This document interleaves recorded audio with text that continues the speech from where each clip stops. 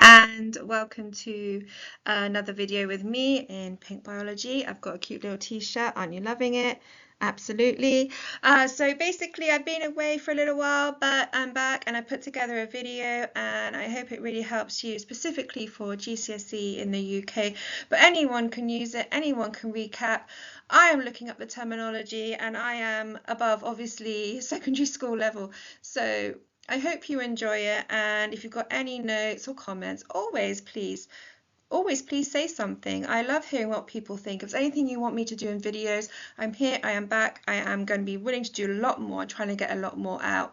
And also like and subscribe as well, because I work really hard on these and I just do it for the love of science. So I hope you enjoy and I hope it helps. Okay, so here we've got alkanes and alkenes.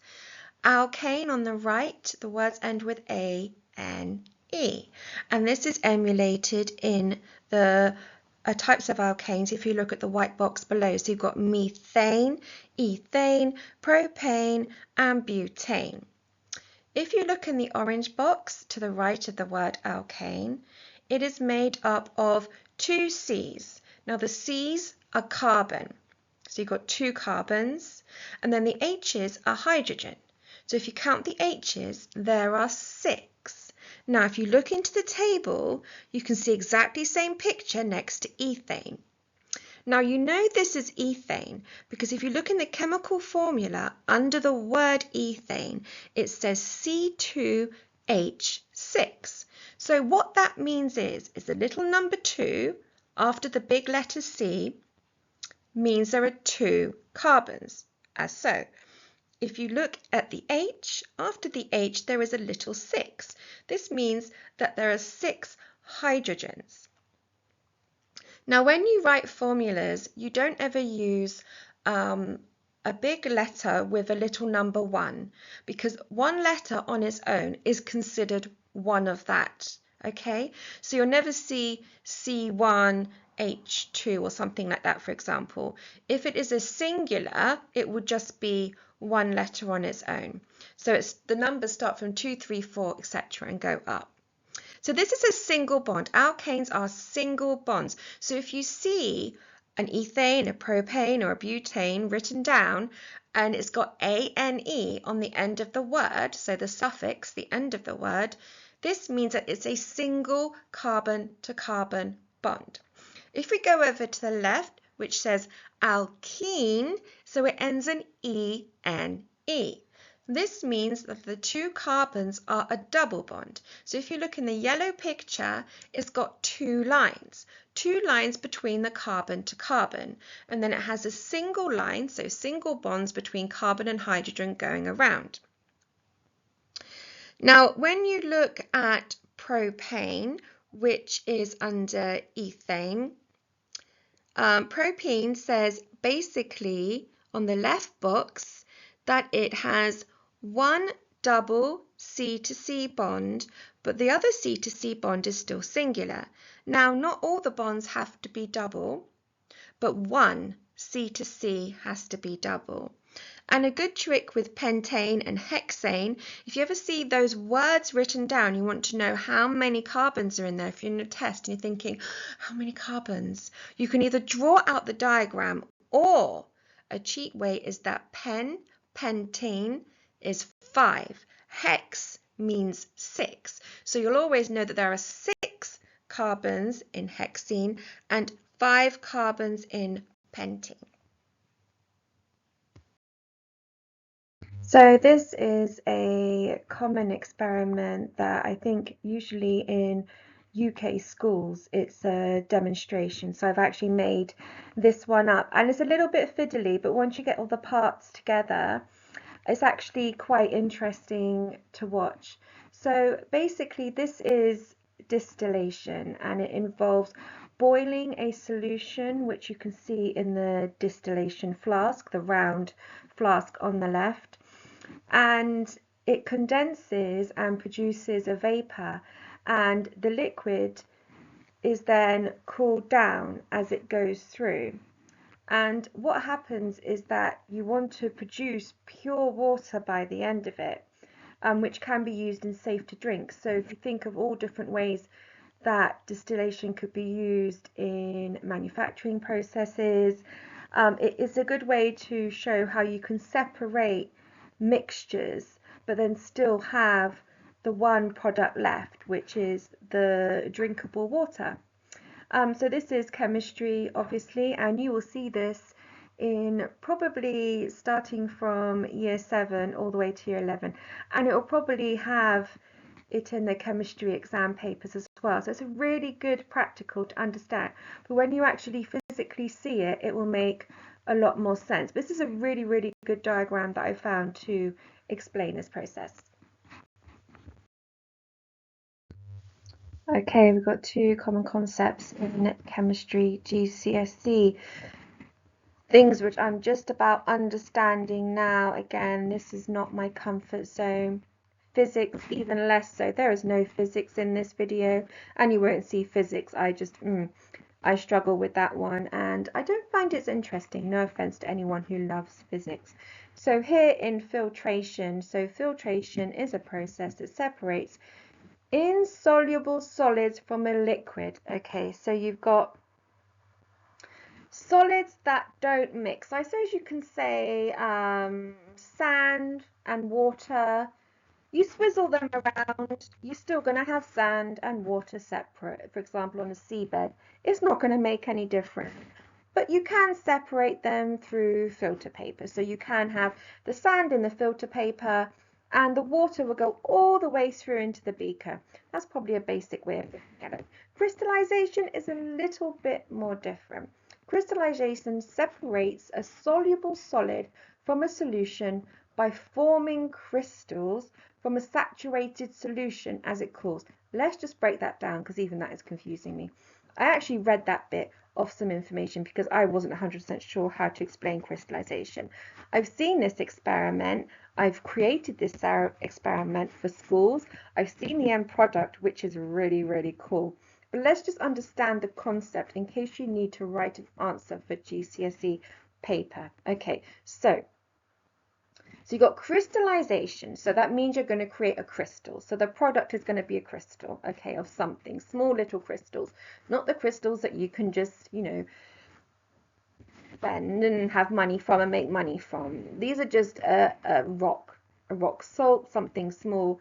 Usually they're blue, I think, if I can remember correctly. So basically, you use a crystal. So you're going to separate a mixed solid, a solid that's mixture, from a solution by forming crystals. That's actually quite cool, isn't it? So you're going to have a solution that's all mixed up, and you're going to separate the components, and instead of just having like sand or water, you're actually going to have some crystals that are formed because they are saturated from the solution as it cools. That's actually a pretty cool concept when you explain it. So filtration is a clear separation of 2 things together that don't mix in the first place, whereas crystallization is things that have mixed, but there's a cooling process that happens that when you separate them, crystals are formed. That's pretty good. If you've not started secondary school yet, that's going to be a really good one to look forward to. So look forward to that and look out for that and appreciate the technicians that have put that one together. Okay, so this is a concept I struggled with at school. I just always got them mixed up. And even now I try to remember which one is which. So the exothermic, I can explain, is that the heat is released out of the container or whatever it is that the exothermic reaction is happening. Whereas the endo is that it's absorbing the energy from the surroundings coming in. So exo, I suppose you could look at it as exit. As you're exiting a door, you're moving out of the door. So all the people are going out of the room into the atmosphere outside of the room. I guess you could say you're in your classroom and you're exothermicing outside. That's not a word, by the way, but you're at using exothermic strategy of all the students are now walking out of the classroom into the hall, and that's an exothermic reaction. An endothermic reaction is that, I think a good way of explaining it in classroom terms is that the classroom is empty, and then the classroom is then taking in all this heat from all the students that are then coming back into the classroom. So all the students are bringing in their heat and their drama and all their gossip, if you like, back into the classroom. So therefore the classroom has now taken that energy from the hallway and outside and brought it back into one isolated room. That's how I try to think of it. So exo is when you're exiting, endo is when you're coming back in, and that absorbing all that energy is coming back into that classroom. So for exams and tests, and even now when I'm doing my masters and doing exams, I try to think of things in picture forms, or I try to relate things that I can see imagery. Some people work with codes, symbols, numbers, lines, black and white concepts, whereas for me, I'm color, I'm energy, I'm visual, and I try to relate science to everyday things to help me grasp the concepts really well. So that's just an example of how I do it. I'm not perfect. I'm not a chemist. I've learnt chemistry. I do biochemistry. My preference is biology and medical science and anatomy, which I love. But I'm just trying to give an all-round sort of experience, because chemistry can be really difficult to understand. And even though these images seem really basic and the concepts seem basic, I really want to try and understand them myself. And working in a school at the moment, I'm trying to better myself and understand what I'm doing as well. Because understanding the basic concepts, you can build really big projects and conceptual ideas that are far bigger than the smaller things that you're learning. So that's what I'm just trying to do and achieve. So I hope I'm helping. Okay, here we've got some very basic chemistry. This can all be related, the elements especially, to a periodic table, which you see in many classrooms and in many of your planners and diaries. They're just everywhere in science. So basically, this on the top left is an atom. And if you just remember that an atom is made up of a center part of protons and neutrons. Now, neutrons are neutral energy. Neutrons, they're not either positive or negative. They're not plus or minus. They're just neutral. And they're connected to the protons. Now, pro, you could look as plus, 1. So basically, it's plus. It's 1 higher. So it has a positive energy. Then the electron, which are on the outside orbitals, but it may not be called orbitals in your school, they will call them shells. So we'll go for shells. If you're in higher A levels, they'll be called orbitals, because these shells, those red rings around, are made up of several layers. But this is a very basic surface level diagram of an atom. So the electrons are minus or negative, and they are passed and received with different atoms to make up different molecules and compounds. Talking of which, if you look below, you can see that oxygen is a molecule with the 2 red sphere circles, and oxygen is on the periodic table. Now, I have another video that shows about periodic table, etc., which you can check it out. So the periodic table is made up of standalone elements. So these are elements that cannot be made up of anything. They are just them, standalone. But they can be used with something else to make more things. So if you switch to the blue picture on the right under the word compound, you can see this is called H2O. Let's break that down. So we know on the picture on the left, because this is a joint picture, that the red circles are oxygen. So we've got red big circles are oxygen, and the small white ones, the small white circles, are actually hydrogen. Okay, so hydrogen and oxygen combine together make H2O. Now this is a common word you might have heard. H2O is water. So now we know that water is made up of the molecules of oxygen and hydrogen. So here you can see H2O. So that 2 after the H should be a little 2 actually, because that chemical formula actually means something else if read incorrectly.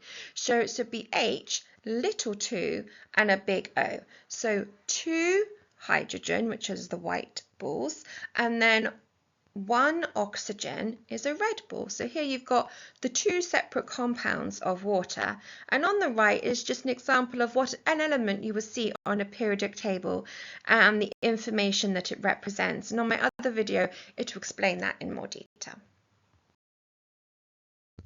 Okay, so here you've got 2 popular concepts that always come up in secondary school chemistry.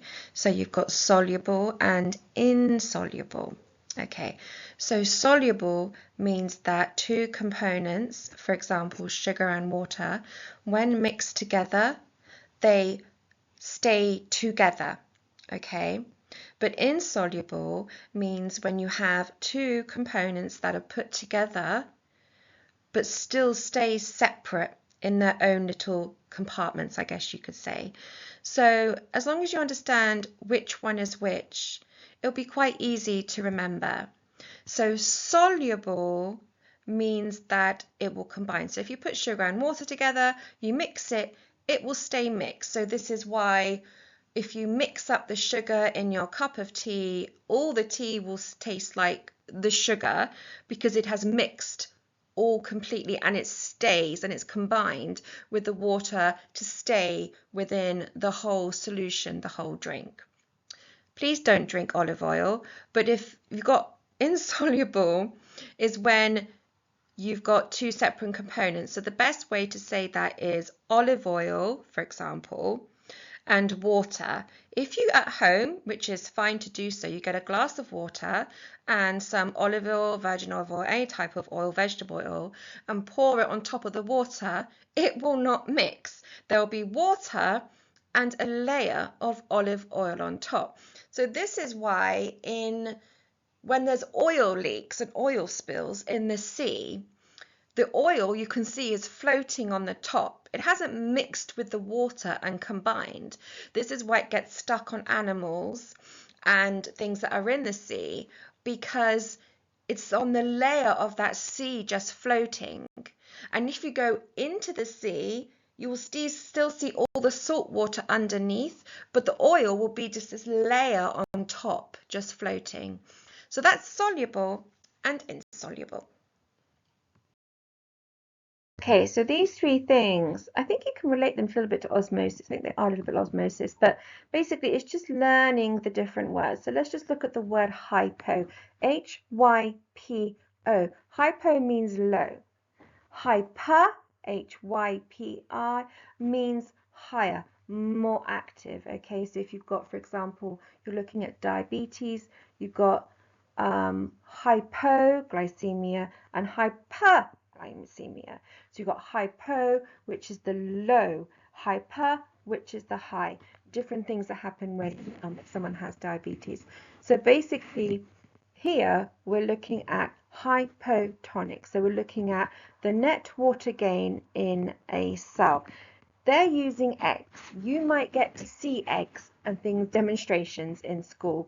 Usually it's us lovely science technicians who have had to have got an egg, put some chemicals in, made the cell look different, you're making the egg look different, change, you're showing how it shrinks or balloons. It's quite interesting to watch. It's a little bit of a headache trying to organize. It takes about a day to do.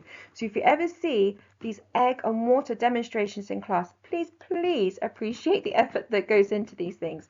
So basically, hypotonic is when the cell, or in this case the egg, is gaining the water. Okay, so it's large, it's gaining, it's bringing in. So no net loss or isotonic means nothing has changed. It's an equilibrium. Nothing has come in, nothing has gone out. It stayed exactly the same. It's isotonic. okay? Hypertonic means that the cell, or in this case the egg, has lost water.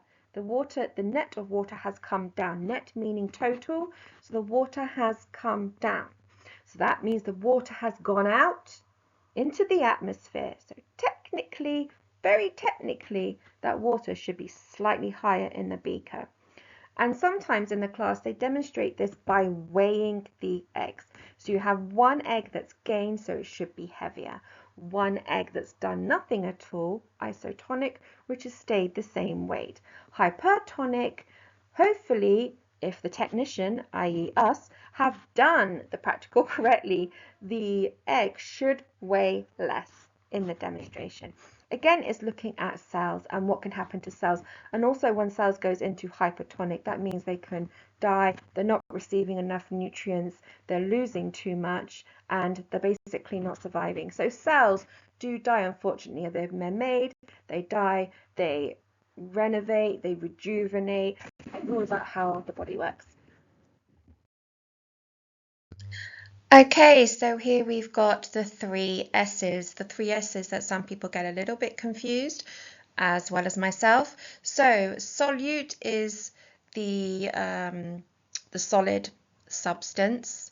Solvent is what the solute will dissolve into, and those combined equal the solution, the end product. That's really the simple explanation of it. Obviously, in your practicals, you will use it to describe different things, different compounds in the experiments. But that's basically what they mean. So let's go backwards. Solution is a product when a solvent has had a solute dissolved into it. Okay, so you've got osmosis and diffusion. Now I can relate this to biology, thinking of chemicals in cells, blood, different things like that. When you've got the gas exchange with the oxygen that comes into your lungs, it goes through the alveoli sacs, then it goes into the thin film around the sacs. It's very, very thin, and it's semi-permeable, which means things can go in and out of it, but block some things. So some things can go in, some things can come out, some things can't go in, and some things can't go out. So if you think of it at a train station when you're going and you're paying a ticket, semi-permeable could be that you've paid your ticket and you've gone through the gates to the train station, whereas someone doesn't pay their ticket, then it blocks it and you can't get through. So basically that's the concept of semi-permeable. So in osmosis, you're looking for things that are going through, in and out. So you've got in here, it's got pure water and a solution. Solution goes through. Solution is one side and the water goes through and you can see that it joins it. Or you can think of it as in your cells, animal cells, chemicals go in and out. Diffusion is a little bit different. If you think of it, I think of it as I suppose as a swimming, let's go for a swimming pool. So a high concentration is when you've got all the water in a swimming pool. High concentration means it's all packed in, you've got a lot of water, H2O, all in this with other chemicals in it, chlorine, etc., etc. But basically you've got all that water in a swimming pool in a concentrated area. And then diffusion, you could say that there is space around the swimming pool that has no water. All the sides, the tiles have no water on it at all. So you could say that is the low concentration. And what happens is that when there's too much water in the swimming pool, for example, imagine there's loads of people splashing and there's too many people and the water's just going everywhere. It's not being contained in that square oblong environment of the swimming pool. It is then splashing over the sides. Okay, so you could say that it's now the high concentration, the water is now going in at a low concentration because there's space around the edge of the swimming pool for it to go into. And likewise, it can be vice versa as well. So low concentration can go into high concentration. And a lot of diffusion happens in the body when there has to be an equilibrium, because sometimes you do want a high concentration and sometimes you do want a low concentration. But what you want is the body to be able to balance it out and pass it between the two. So it's not a static situation. It compensates by giving and taking. So it's a bit like a giving and taking relationship where it is adaptable to change and it is allowed to change, which helps the body function. So you won't need to go into too much detail, for example, in GCSEs, but if you're going on to higher levels, university, etc., then you're going to want to understand that a bit more. And it does relate to a lot of mechanisms in the body. You would not believe this. I just did this whole spiel for this slide and I realized I hadn't pressed record. So I'm going to try and remember now what I just said. I try to be really authentic on these videos that I do, and it's rare that I have a script. I might look at a few notes just to remind myself. I try to just go with the flow and see what happens. So I'm going to try to see if I can just remember everything that I just said. That was really, really good. Never mind, I've pressed record definitely, so I'm going to start. So basically, eukaryotes and prokaryotes are two different types of cells. So eukaryotes are going to be animal cells, which are also classed as human cells, and prokaryotes are more like viruses, bacteria, unicellular, which means single-celled organisms. So if you look on the left image, which is a prokaryote, it's very, very basic. It doesn't have much there. It's not doing much. But what it does have is it has mechanisms for it to move and to attach. And sometimes they attach to, it could be different types of cells in the body. It could be structures, especially if it's a virus or bacteria. Then with a virus especially, they can actually deposit their DNA into the human tissue to then procreate, and they use humans as hostesses or hosts. And so basically here you have the flagella, which is the long tail, and this helps it swim. So it's a bit like a spermatozoa where it has the tail to help it swim and move. If you look at a eukaryote, which is on the right image, this has a lot more in depth. It has a lot going inside because cells do a lot. They recreate DNA. They recreate DNA that's translated into RNA, that's translated into messenger RNA. They also have all these different energies and functions, and a eukaryote is more like a factory. That's how I look at it. It's a factory. It's got all these different workers, different mechanisms happening inside. And you will need to know some differences for GCSEs, especially when it comes to exam papers. This is always in the exams. You might even have plant cells, which you will learn as well. I can't remember if I put that in this video, but you will have plant cells. And what they need to know is the examiners want to know if you know the difference between them. So it's really good to know which structures are in which type of cell. So it's really good to learn it. It's a little bit tricky. It's a lot of repetition. You just have to keep going over and repeating it, trying to remember the images in your head, maybe doing a little drawing, a little pencil drawing on the side if there's no drawings to refer to. But sometimes there are drawings to refer to where you have to label them, and then you have to fill in the table. So basically, let's just look at a few structures on the eukaryote, which is on the right-hand side. So you've got a lysosome, but some people don't actually still know what that does. But then you've got microfilaments. I don't think that comes into the exam papers. The endoplasmic reticulum probably will. Then you've got mitochondria, which is always one they have in there. Golgi apparatus, which is like all the lots of squiggles combined together. That's not the technical term. I'm just trying to describe it. And then you have, of course, the DNA, the nucleomosome, the nucleus. That's sort of the brain of the cell. But you're not allowed to say the brain in the exam paper. Don't say the brain. The nucleus is the instruction. It is the instruction holder. I suppose it's like the instruction manual. explaining what all the different things are to do within the cell. It's a bit like the boss. Don't use that word in exam paper. Definitely don't use the word brain. I've heard that's the wrong word to use. So maybe just explain it as the instructions. It's where the instructions are happening to dictate what's happening in the cell, so the cell knows what it's doing.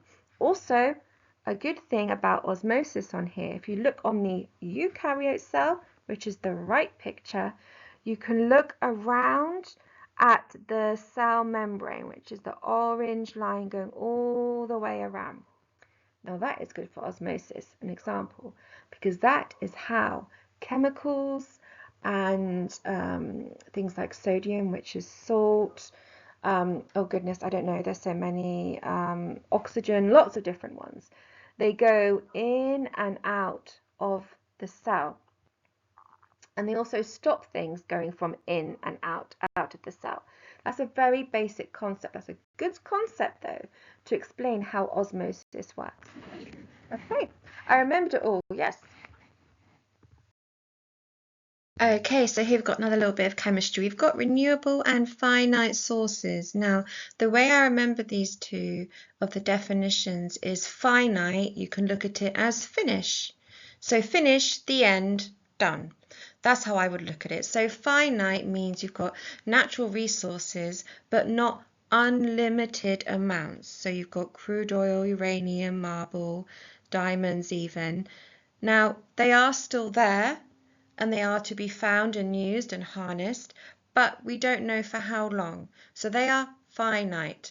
Renewable is when you can use something over and over again and you will still have more of it to use. So for example, as they've said here is the sun. So in this picture, you got the solar power from the sun. Not so much in UK right now, but it is still there, so we are still getting solar energy. It's becoming winter soon, autumn, winter, so it's not going to feel like there is sun, but there is still sun, clearly, for the world to function. And then we've got water in the dams. We've got wind farms with those huge, huge blades, creating air, creating wind, and that turbulence is used as a source of energy. So we've got renewable, which we will have hopefully unlimited amounts of, but finite, it means there is a cut-off date, there is a date where we finally will run out. Okay, so here we've got some reactants, some products and catalysts. Let's start with a catalyst. A catalyst is something that it will not change, but it can speed up reactions. So this is sort of a visible basic diagram of something, how you've got an enzyme, which is the blue blob, I suppose you could call the blue sphere, the spherical shape if you want to get all technical. And then you've got a substrate coming in and it combines into that active site. It's that open part of the blue blob is the active site. And what happens is that it's coming in, it's joining, and then it's giving off products. But the enzyme, if you look, the blue blob has not changed at all throughout the whole process.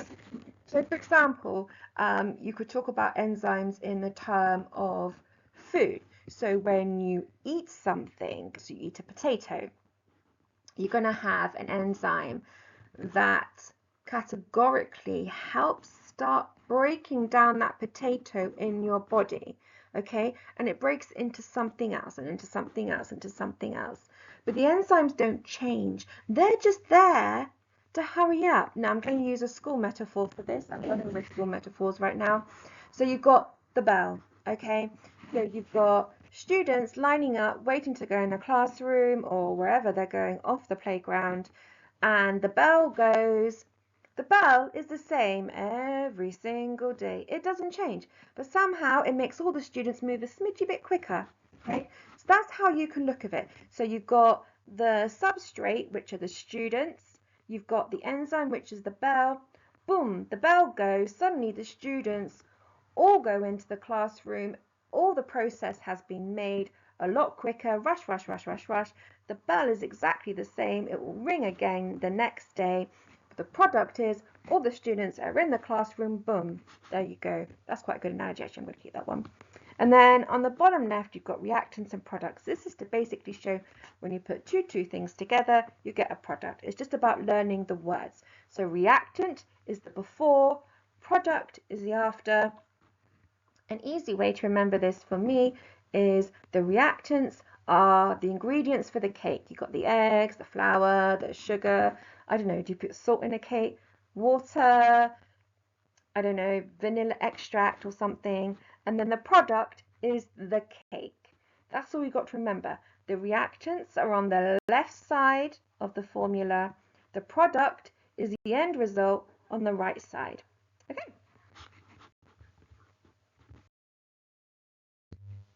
So again, I don't want you to worrying about the in-depth conceptualization of these different processes. It's about understanding the words and connecting to the words, to the pictures, to the diagram, so that when you're doing your GCSEs, this is correct for England, then you can remember which parts go where, or just understanding the basic process can sometimes just make things a lot easier to grasp. So what is DNA? It is basically what makes us us.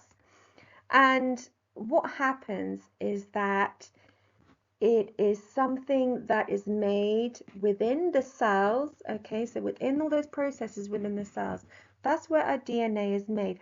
This is where our traits come through. So for our genetic traits, physical characteristics, our eyes, our eye color, our alleles, everything is connected to DNA. This is just a basic breakdown of what actually is and the different words that is it. You don't need to know what DNA actually is, the whole long word. That's for A-level chemistry or biology. I don't want you to worry about that at GCSE level. Now, GCSE level in UK is when you're about 15, 16 years old. And I think it's Key Stage 4 in England. So basically, you just need to understand what these things are, a basic understanding, just so you can relate to it when you think about it in exam papers. So here you've got the genetic code. So a DNA is made up of a double helix. If you like to call it, it's a screwed up ladder. That's the basic version of what it is, a screwed up ladder. You've got the phosphorus backbone, which is the blue. So that's the ladder rails, if you like. And then the ladder steps are made up of nitrogen bases. And they're made up of iodine, thymine, guanine, and cytosine. They are mixed up and mixed out with uracil, but I'm not going to confuse you that with right now. We're just going to look at these four ones: iodine, thymine, guanine, and cytosine. Now within these structures, if you're going to look at them in depth, then they're not these basic shapes. They've got lots of chemical formulas and structures and bonds happening in them, but this is the easiest way to see them. So basically, they are made up of a phosphorus backbone, so you've got the blue. The oxyrobe is at the sides, is within the phosphate, so it's a joining mechanism, and then you've got hydrogen bonds in between, if you see the colored hexagonal. So for example, in between iodine, which is pale blue, and thymine, which is the purple, in between those you've got covalent bonds and hydrogen bonds connecting them. Okay, you've got covalent bonds on the outside, connecting the phosphate, so the ladder, to the step. Okay, and then it's in between the little step compartments. That's where you've got the hydrogen bonds. And a chromosome, again, is within the DNA. So the DNA is within the chromosome. Chromosome is the main, and then you're going backwards. So the DNA is within the chromosome. So all this DNA structure wrapped with histones, which then help make the DNA into tiny little balls, tiny, make up the chromosome. The chromosome is where you get your alleles, you get your traits, you get your inherited disorders. Okay, so I'm just trying to give you an overview. It is a lot more complicated. I'm trying to make a video on DNA. Even I'm finding it confusing because it's so complicated and so many different things involved. But that will be for A level and university level, not for GCSE, so nothing to worry about. Okay, so here we're looking at the DNA. I've touched on this briefly. This is another image, but also it's to look at the different types. So people get confused between genotype and phenotype, okay? So phenotype, PH, is a silent PH. So imagine it as an F. So people who speak and sound phonetically, think of it as an F. So it's phenotype. It's not phenotype, it's phenotype. Genotype is a G, that's self-explanatory. That's a little bit more easier to remember. And genes are genes, you know, geno is a gene. Okay, so the genotype is an organism's genetic information. So that's the information that is passed down hereditary through people. So there you've got capital B's, B little b, little b, little b. So going into a bit more depth, this is a little bit of a higher concept, okay? So you've not only got the dominant, you've got homozygous, heterozygous. So let's just have a think about how to say that. Homozygous and then heterozygous, okay? Homozygous, heterozygous or heterozygous. Depends how you want to pronounce it. We're not looking at what it means, we're just looking at the word terminology, okay? So genotype is the organism's genetic information. So if you see the words homozygous dominant, homozygous recessive, heterozygous, we're looking at the genotype. If we then go over to phenotype, we're looking at the observable physical traits. So a way to explain this is that, yes, someone has had the genotypes passed down of their eye color, but the phenotype is actually seeing that that person has that specific eye color. Okay, let's just say that one more time. So the genotype is when you're passing down the information of what someone is going to be like within their DNA structure. However, the phenotype is what you physically see in someone, shows what genotype they have, okay? So the phenotype is a set of observable physical traits. Observing, you see, you physically can see. If you can see, you can see that they have these characteristics. Here they've given an example of flowers. So you can see there's a purple flower, and a white flower. So basically what they're doing is they're tallying that up with genotypes. Let's just cross over to the pink box again. So the genotype, homozygous dominant, is a capital B and a capital B. The observable physical trait, you see this has happened because the two flowers are purple, okay? So in here, the parents have purple, okay? Dominant. Heterozygous means it has one dominant and one recessive, okay? But as I said, the big tractor and little toy tractor, the big tractor is still dominant. So they're both, the physical observable traits are going to be both purple still, okay? So the little b and the little b at the bottom left of the pink box. So the little toy tractor and the little toy tractor. If you don't know what I'm talking about, I talk about tractors in this slide. It will come up. Don't panic. I am making sense. I haven't just completely lost what I'm going on saying. The little toy tractor and the little toy tractor put together, the two little b's, are going to be homozygous recessive, which means you're not going to have any of the purple in. It's going to have the white. So if you're looking at eye color, brown is the most dominant eye color. It's the fact, it's the truth, it's genetics, okay? You have your greens and your grays, but you also have your blues, okay? So if you look at this, is that you've got brown eyes, homozygous dominant, heterozygous, brown eyes, homozygous recessive is the blue eyes. They do come in a little bit, 25%. If you look in a Punnett square, still trying to remember how to spell that word. If you look in a Punnett square, then for example, you would have purple, purple, purple, white, okay? So purple would be the dominant physical observable phenotype characteristic 3/4 of the time, and the white will be the 25% physical characteristic. Okay, so this is a very basic version trying to explain what an allele is. Okay, so here this is about DNA. This is about inheritance, genetic inheritance. This is about physical traits that you see on a person, but they've been inherited, okay? So on the left, we've got dominant, okay, which is always a capital. If you see a dominant, if you see a capital letter in a grid for working out DNA traits, if it's a capital, it's dominant. That's just how it is. If it's a small or lowercase, as in the right, where's the little b, it's a recessive, which means it's not dominant, okay? It's a bit more rare. It's not as overpowering. So, for example, if you're looking at, I'm going to take this in a form of a car. If you've got a tractor, let's say a tractor is dominant, okay? And for example, a toy tractor is going to be recessive because it is really, really small. I'm not saying that the traits, it's not about size, it's about showing what is stronger and what is not as strong. And the stronger alleles are the ones that are going to be inherited and passed down more.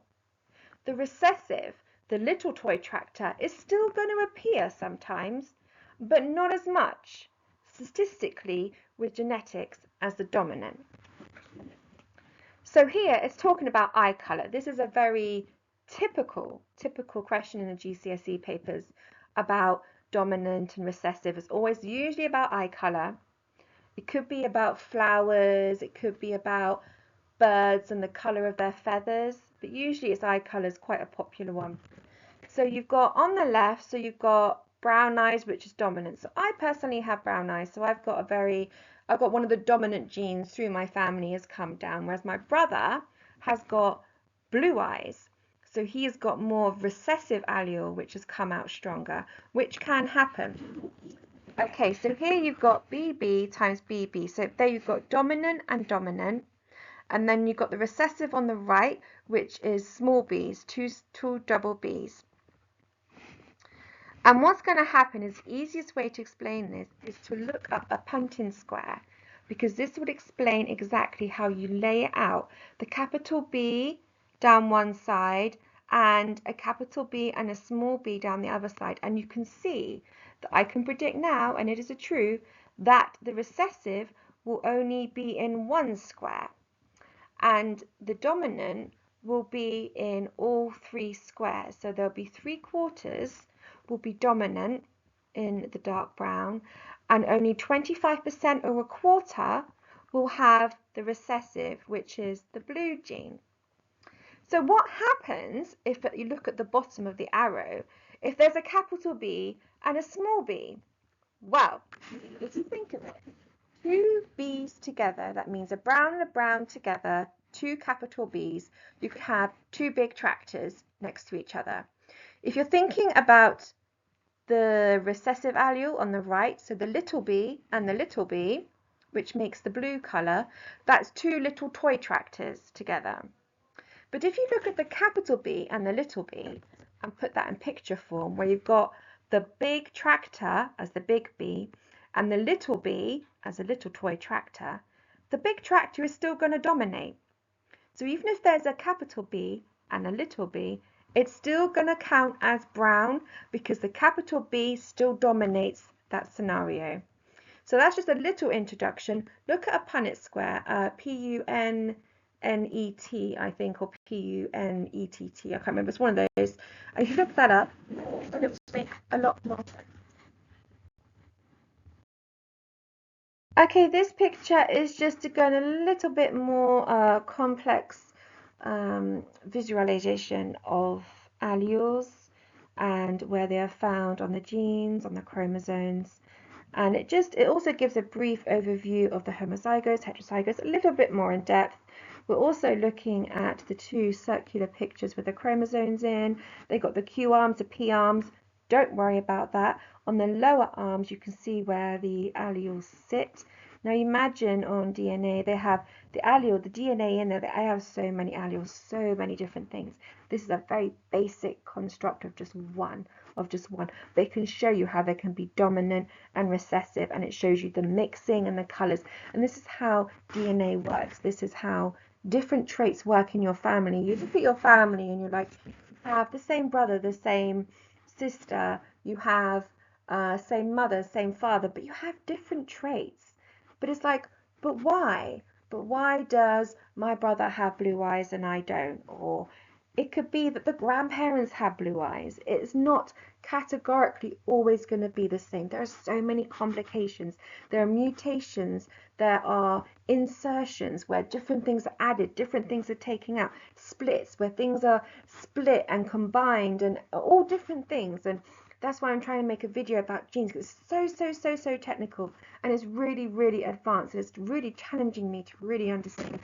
Here's just a basic image, just a little bit of image just to finish off, just in case you want to visualize it a little bit differently and you don't work with the Punnett squares. It's not for you. Here is a visual picture. There's also a demonstration. I don't know if they do it in schools anymore. I didn't do it last year in school. But it's a demonstration where you can use gummy bears. And unfortunately, yes, a few gummy bears have to die. To cut them in half and quarters, and you put them together, and you can make like a timeline to show how different traits can be incorporated and make different little gummy bears and things and different combinations. It's actually quite a good one. It's a very simple one. You might actually want to ask your teachers for that, because that's a really easy one for us technicians to do, just to buy some gummy bears. Also, we can eat some as well, which is quite good. Anyway, so that's the end of my slides for now. The next is the lovely quiz. Hi guys, it's quiz time again. There's just 3 slides of a few words of the terminology of the things that you've learned today and I have learned to do this video. And basically it's just to test your knowledge a little bit. I just wanted to say good luck to everyone who's doing the mock exams in the UK, the GCSEs in the winter months coming up, so fingers crossed. I hope it goes really well. Don't worry if you don't get the grades you want. It's a way of learning, and sometimes learning with the things that we might not get correct, we will then definitely remember for next time. That's sometimes just how our brain works. It's how my brain works. I learn things when I get them wrong. That's how I learn. I learn the correct answers and I take more notice of those things as well. So just bear in mind that science can be hard, it can be fun though, and try and enjoy all your practicals that your lovely technicians will make and distribute to you guys. So thank you so much for watching my video, and until next time.